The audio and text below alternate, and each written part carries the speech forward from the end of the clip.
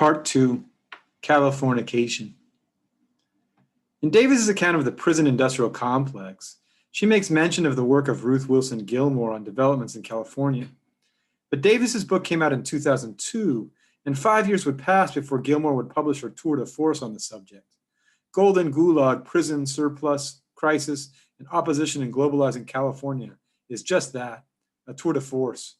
It provides a more focused Gramscian account of the conjuncture, including a depiction of the organic crisis and the response of the ruling class, leading to the phenomenal growth of California's state prison system since 1982, but also to the resistance of subaltern classes. Gilmore's book goes into painstaking detail to explain how in the neoliberal period in California, prisons have come to provide catch-all solutions to social problems, with the state's prisoner population growing nearly 500% between 1982 and 2000. Even though the crime rate peaked in 1980 and declined unevenly but decisively thereafter. In Gilmore's words, her book asks how, why, where, and to what effect one of the planet's richest and most diverse political economies has organized and executed a prison building and filling plan that government analysts have called the biggest in the history of the world. Gilmore's answer, in a nutshell, has to do with political economy, and more specifically with what Gramsci called an organic crisis.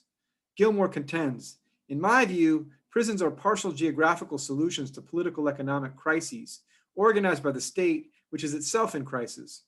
Crisis means instability that can be fixed only through radical measures, which include developing new relationships and new or renovated institutions out of what already exists. The instability that characterized the end of the golden age of American capitalism provides a key.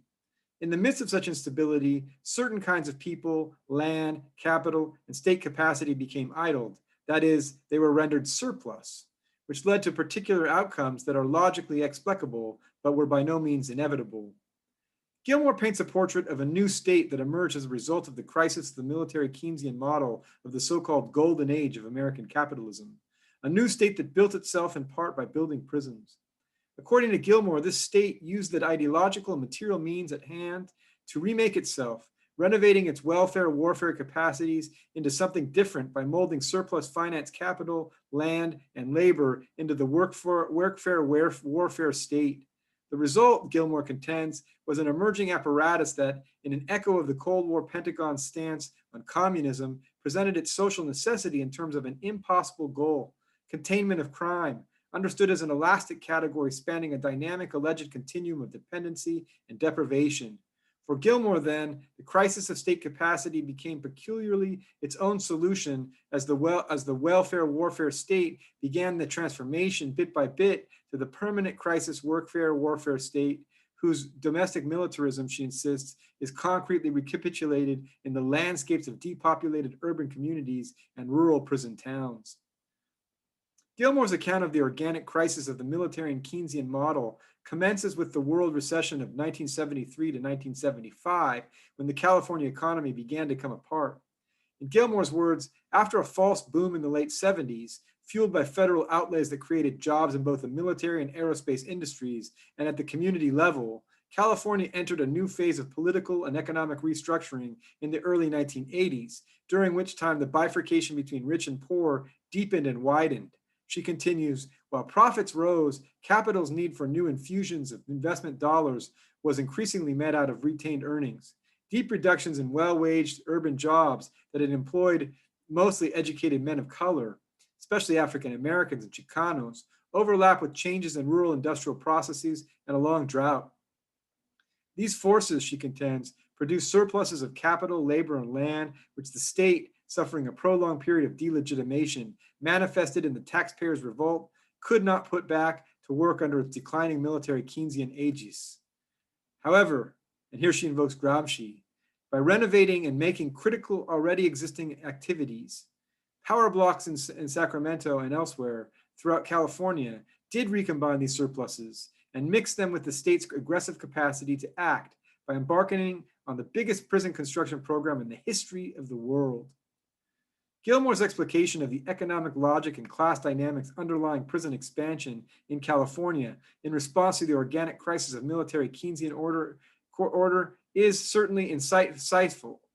She argues, finance capitalists achieved what they were after by issuing $5 billion in bonds for new prison construction with more issues in the wings. While they did not make any more money than if they had raised the funds by precisely the same means to build schools or parks or anything else, state capacity to issue debt was circumscribed by defensible categories and through which the role of government changed. Likewise, she continues, landowners concentrated in the agricultural counties have divested themselves of surplus acreage and brought in the state as local employer and local government subsidizer. Meanwhile, in relation to the popular classes, Gilmore contends, labor remained divided by race, region, and income, while so-called taxpayers, who themselves are mostly working people, use polling booth power inconsistently, sometimes but not always against stranded communities of under and unemployed people of color and white people who have the highest risk of spending time in prison. She concludes, voter vagaries suggest that even politician and media-fueled fear embodies contradictions, especially as prisons and felony expansion touch more and more households that once might have believed themselves immune. In sum, according to Gilmore, the series of crises separated urban and rural communities from their industrial, cultural, and political moorings and produced surpluses of land, labor, finance capital, and state capacity. In response, power blocks partially resolved these crises of surplus through prison expansion. As a result, 13 new prisons plus 5 old facilities light the night sky along the Central Valley's Prison Alley, a 375-mile stretch from Tehachapi to Folsom. The towns where the new prisons are located sought publicly capitalized development projects to fix the trends relentlessly surplusing significant segments of labor and land. Even so, Gilmore later notes, accumulating evidence shows that prisons are not actually good for the towns where they go. Gilmore also stresses the demagoguery of the so-called war on crime, its ability to manufacture fear among the general public. Indeed, according to Gilmore, politicians of all races and ethnicities merged gang membership, drug use, and habitual criminal activity into a single social scourge, which was then used to explain everything from unruly youth to inner-city homicides to the need for more prisons to isolate wrongdoers. Moreover, she stresses, the infotainment model of the mass media has been thoroughly complicit. In her words, the media amplified the message by giving crime reporting top billing. Overall, she continues, such fear-mongering proved effective not only in the suburbs, but also to a significant extent in the inner city as well. She contends, inner city residents were indeed seeking relief from fearful disorders in their communities, and they, like their suburban counterparts, tended to accept the primary definitions of what crime was and what should be done about it, until direct experience of the law's unevenness raised questions about the actual intent of the legislation in the first place. Yet Gilmore's book concludes with a powerful portrait of grassroots resistance that emerged in the inner city.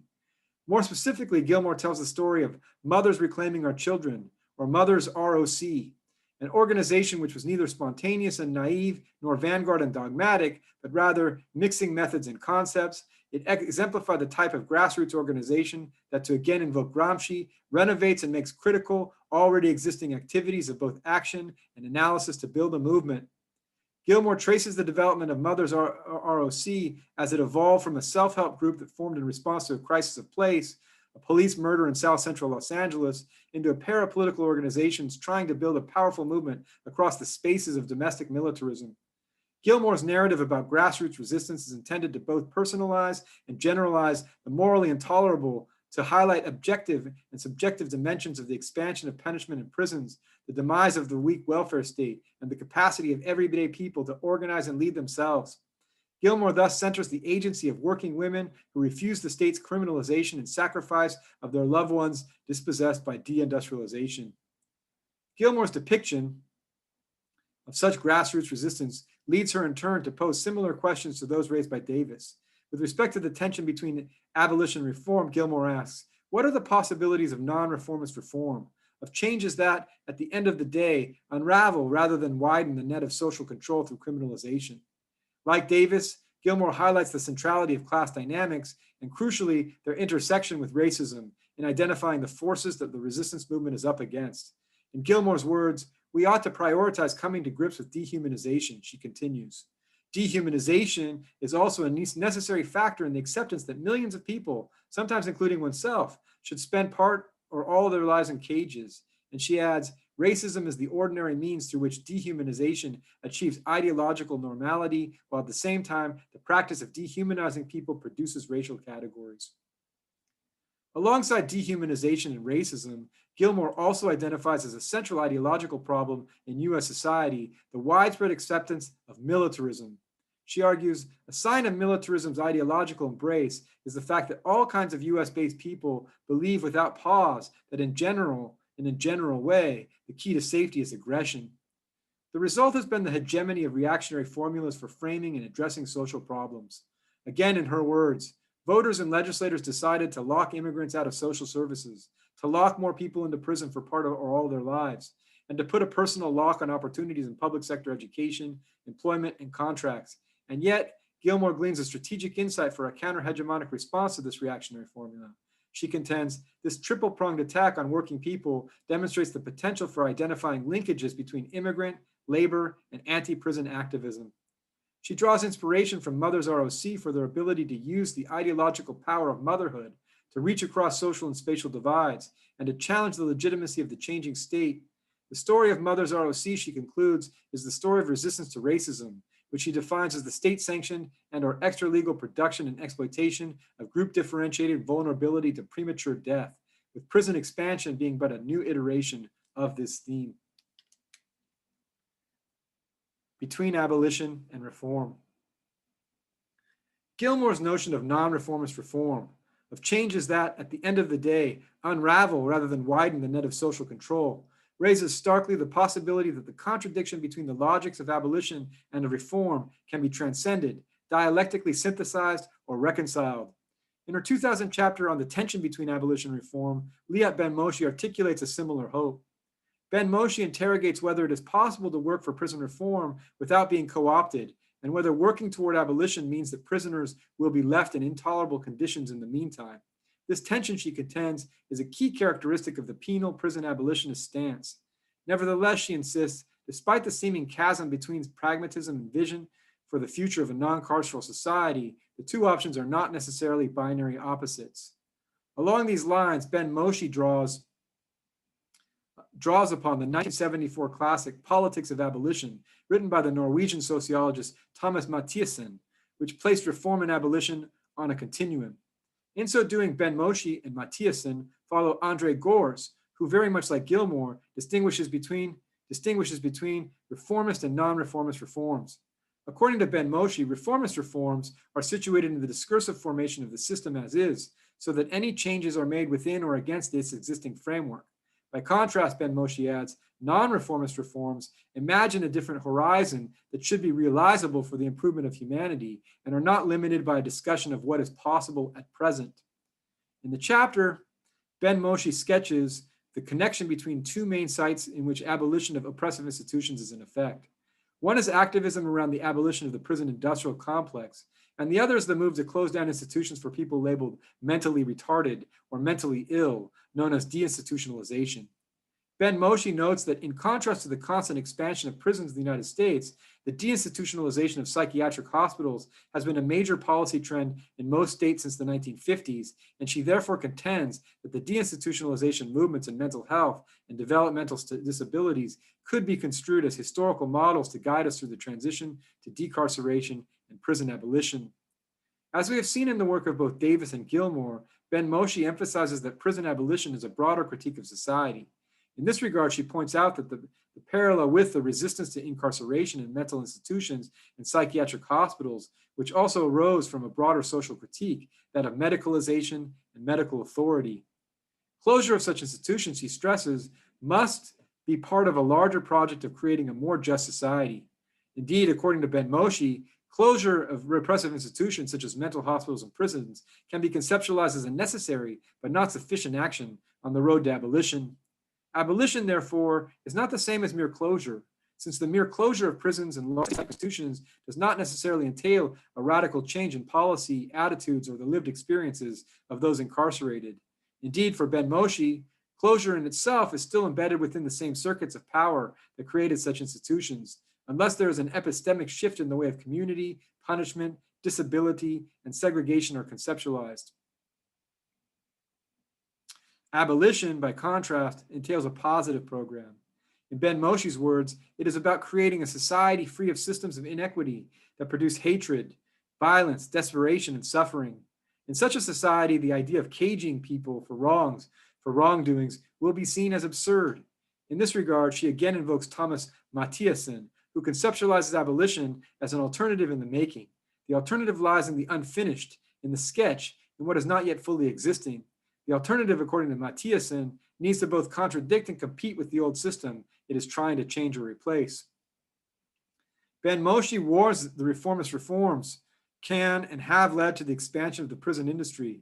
Indeed, she cautions that some factors leading to the growth of the prison industry were the direct result of attempts to reform the system. To this end, she refers to the work of Marie Gottschalk, who has demonstrated how various seemingly progressive social movements in the penal arena inadvertently brought forth changes that concluded in more draconian punishments and increased incarceration. For example, she notes, opposition to the death penalty brought forth life sentences without parole and helped strengthen the deterrence argument in crime-controlled discourse. Similar, she points out, LGBT activists fighting against homophobic and transphobic violence helped in creating hate crime legislation that incarcerated people for longer time frames. And likewise, she refers to Moms Against Gun Violence, who ushered in gun control measures that also increased the net effect of the penal system, including surveillance measures on communities of color who sought the legislation originally. For Ben Moshe, the lesson to be learned from such examples is that not reaching far enough, not engaging enough in coalitional and revolutionary politics that will address the root causes of harm, runs the risk of co-optation by the state and its apparatuses. Like Davis, Ben Moshe sketches a series of abolitionist measures proper.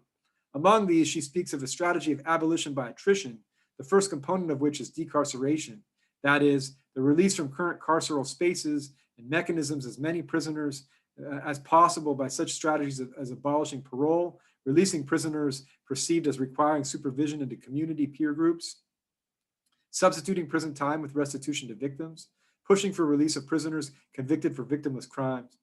The second component of abolition by attrition, she continues, is excarceration. That is, to avoid incarceration to begin with, and to examine all alternatives to incarceration by such steps as abolishing jail for those who cannot make bail and preventative detention, creating community conflict resolution centers, establishing community probation programs, and decriminalizing whole categories such as prostitution, sex-related crimes, marijuana, public intoxication, and other crimes without victims. Ben Moshe goes on to address what she considers the most difficult cases, for example, sex offenders and those who commit acts of violence against people from vulnerable groups. She acknowledges that penal abolitionists seem split on this question. According to Ben Moshe, some advocate for transformative justice and healing practices in which no one will be restrained or segregated, while others believe that there will always be a small percentage of those whose behavior is so unacceptable or harmful that they will need to be exiled or restrained when done humanely and not in a prison-like setting. Like Davis and Gilmore, Ben Moshe sees abolition as part of a broader agenda of social transformation, which includes a multiplicity of approaches, all convergent with the goal of abolition, such as, for example, demilitarization of schools, physical and mental health care for all, a justice system based on reconciliation, not vengeance, decriminalization of drug and sex work, and the defense of immigrant rights. Ultimately, Ben Moshe insists, like Davis and Gilmore again, that abolition will require nothing short of a radical reorientation of deep-rooted and oppressive hierarchical social relations. The pursuit of abolition, she contends, requires supporting community living for all, developing affordable and accessible housing, and countering capitalism, ableism, racism, transphobia, and ageism in order to achieve a world in which carceral spaces are meaningless and unnecessary. With that, we'll take another break.